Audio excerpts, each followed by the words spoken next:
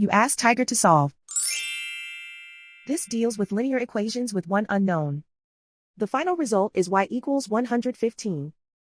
Let's solve it step by step. Swap sides. Group all constants on the right side of the equation. Add 192 to both sides. Simplify the arithmetic.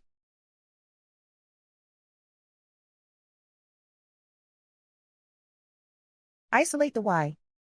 Divide both sides by 6. Simplify the fraction. Find the greatest common factor of the numerator and denominator. Factor out and cancel the greatest common factor. And so the final result is y equals 115.